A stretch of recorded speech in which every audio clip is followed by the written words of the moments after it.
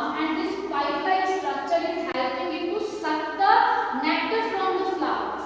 Okay, and this structure is called proboscis. So butterfly is using its proboscis for ingestion process. For example, our frog, it is using its tongue shown here. This tongue is helping it to take in insects, take in its food, and human beings have hands and mouth for taking in food. So ingestion process takes place as different methods in different organisms. Okay, lions, they just bite the flesh of the dead organisms. Clear? After that ingestion process, after that the second step is there, and that second step is our digestion.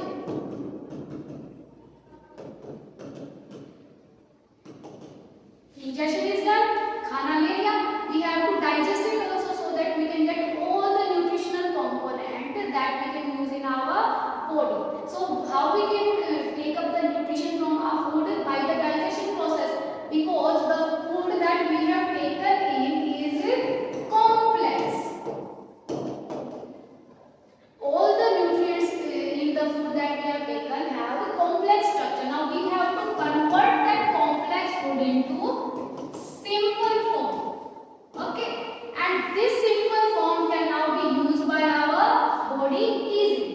Clear? So in this digestion process, complex food is converted into simple form. Understood? In human beings, where does this take place? This digestion process starts from our mouth, then it ends up in our small intestine.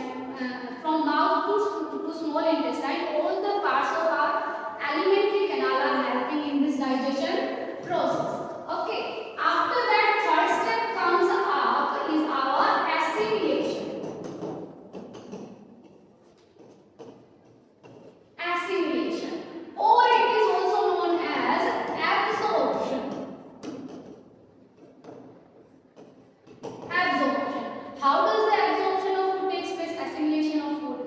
The food that is digested, which is already in simple form, that digested food is then absorbed by our blood, and when the food will be mixed into our blood, then it will be carried to different parts of our body, and in different parts, different tissues of our body, that food will be stored, assimilated. Okay, so first absorption of food takes place into our blood from our alimentary canal, and from which part? From small intestine. Small intestine से blood के अंदर food जाएगा, and after that blood carry करके ले जाएगा उस food को different parts में, जहाँ पे वो food digested food जाके assimilate हो जाएगा, collect हो जाएगा, so that our different body tissues and cells can use up that food to make energy.